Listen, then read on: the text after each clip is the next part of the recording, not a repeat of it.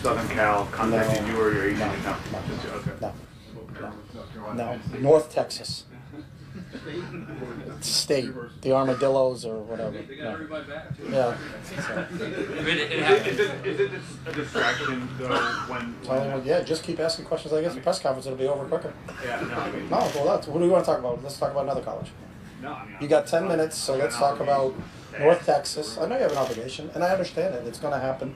If we're not successful and we're not winning, I came from college. I'm going to go back to college. So I hope someday to be like Coach Coughlin and win enough games where I can stay around long enough where that speculation ends. But I understand you have to ask the question.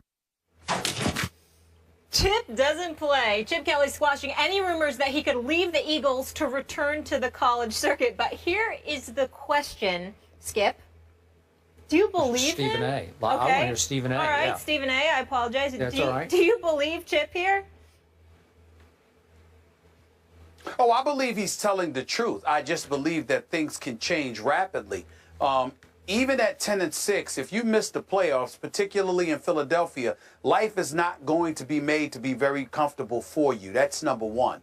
Number two, you see he has a very dismissive and aloof attitude, which is something we've lamented in the past. No need to revisit that. He is 10-6 in his first two seasons. That's 20-12 overall. You know, in his first two seasons, made the playoffs one year, didn't make it the next year. But if you're in Philadelphia and you're not making the playoffs, it doesn't matter what your record is. It doesn't matter the fact that you have double-digit victories. You're not going to get the same level of latitude that Tom Coughlin has in New Jersey, which is in 2013, what Chip Kelly alluded to when he talked about how he wanted to be that kind of guy that had that level of longevity. The level of patience that the Mara family, along with Mr. Tisch and the Giants organization have showed Tom Coughlin, I can assure you, Chip Kelly is not going to get that kind of latitude in Philadelphia. They would need to be in a postseason. They would need to be a relevant franchise in that regard in order for him to enjoy any degree of longevity. And now that he has control in Philadelphia, I think it's easy to see, Skip, and I think it's easy to surmise, and you're not stepping out of bounds here by acknowledging he's somebody that likes to be in control. He wants control. Yeah. We all know that. Most coaches do. We respect that. But most don't get it. Jeffrey Lurie has given Chip Kelly the control that Chip Kelly wants. So I don't believe for 1 second that he has any interest. I think he's telling the absolute truth. There's no interest in USC with its 11 national titles. There's no interest in Texas with its 9 national titles and its own television network. And the money would be big time. And, of course, he'd have control. There's no interest there, but that's only because he's still in the NFL, in Philadelphia, where he's won his share of games, not to mention the fact that he has control. If he were to lose control, would he ultimately decide to go back to college? I think that is very possible. It's not relevant now because obviously he's in control in Philadelphia and he has the support of Jeffrey Lurie. But come back and ask me that question about Chip Kelly again if the Philadelphia Eagles are losing and he either finds himself losing control or out of an NFL job. Then come talk to me because I want to hear him say that then.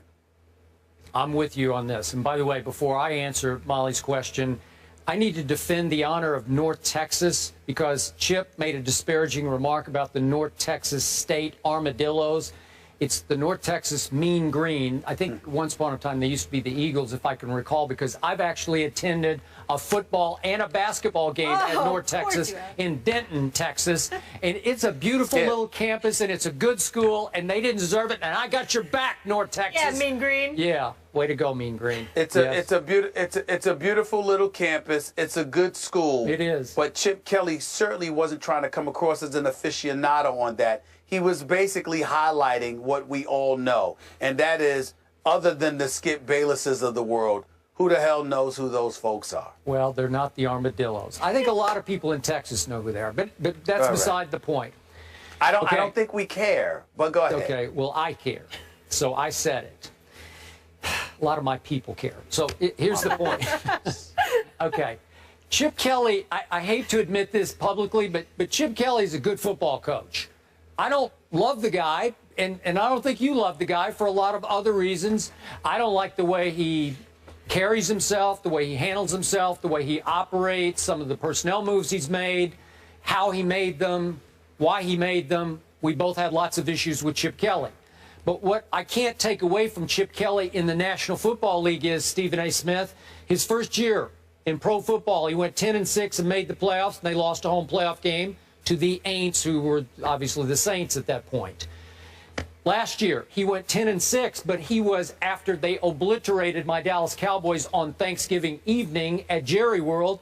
They were 9-3, and then predictably, their backup quarterback, Mark Sanchez, fell apart, as I warned you that he would.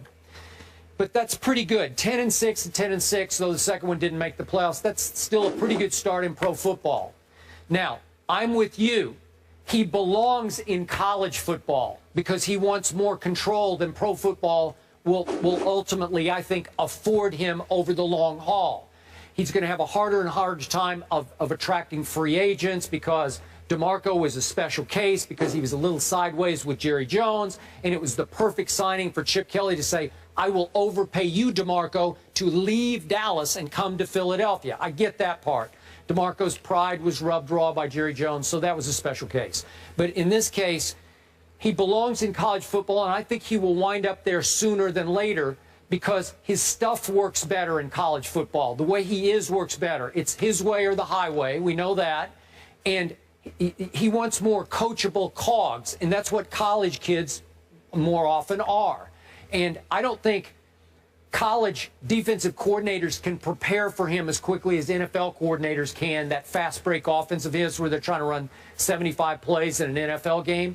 It's just, it's easier to prep for in pro football. You have a little more time and you have a little more wisdom and experience to prep for it. I think Chip Kelly could dominate college football. I think he'd be great at USC. He doesn't fit in persona as a Hollywood kind of guy, but he runs a Hollywood offense, and if he went out and started lighting it up and they started scoring 70 a game and winning, obviously, Pac-12 games, championships, competing for national championships, he'd turn into an L.A. kind of guy pretty quickly, I would think. So, to me, he belongs there, and he's probably bound for college football. You know what? Listen, once again, let's reiterate. We believe what Chip Kelly is saying. He obviously has no interest in USC or Texas at this particular juncture. He's in the NFL, not college football. We all know that the NFL is king. Not only is he a head coach, he's the man in charge. He's been allowed to give the Eagles a facelift. They got like 12 different players this year compared to what they had last year. Went out and gave Maxwell about $61 million. Got rid of LaShawn McCoy. Got rid of Deshaun Jackson a couple of years earlier. Let Jeremy Maclin get away to Kansas City. Trent Cole is gone. Harriman's is gone. Mathis is gone. We know all of this, okay? So the power that he has will lend itself towards recognizing this guy doesn't want to leave the NFL. But let me ask you this question, Skip.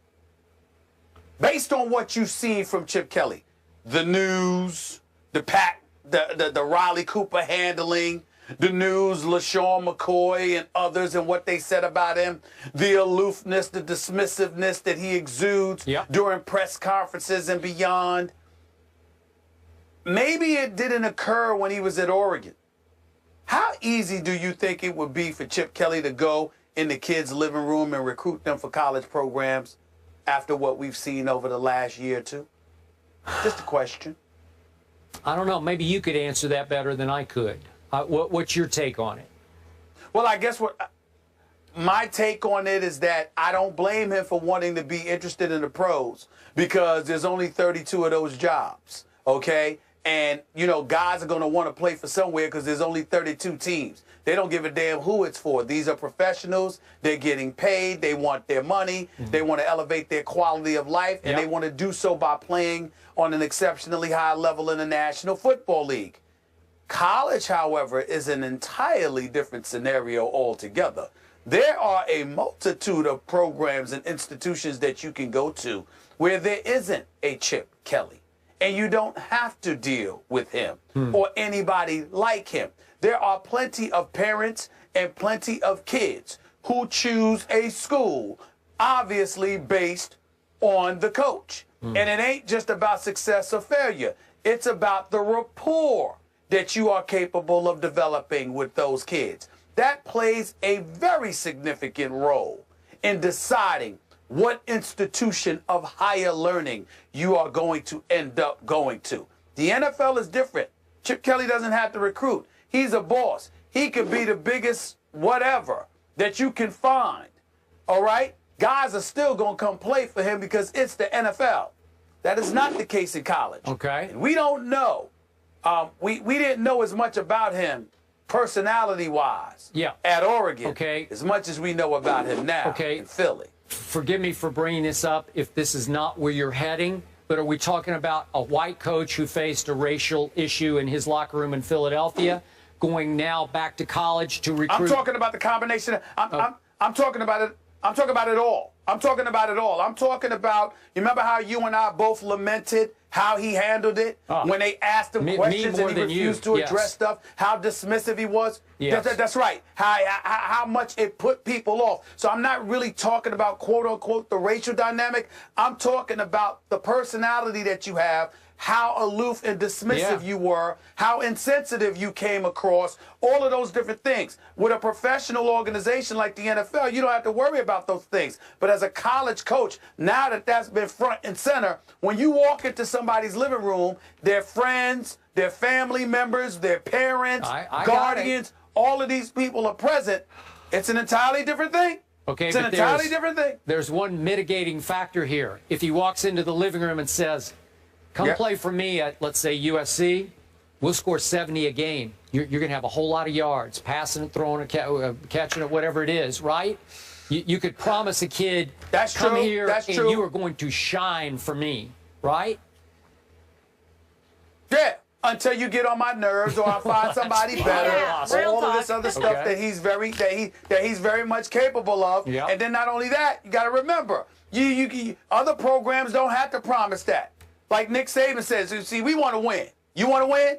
Because we're going to win here. You see what I'm saying? It depends. Okay. It depends. All I'm saying is that it's tricky. I'm not saying he won't get it done. I got it. I'm not saying he won't be successful. I'm just saying it's tricky. No question. Monday Night Football, Giants at Eagles. Philly is favored by 4. I don't know if I'm going to watch that game. We'll see.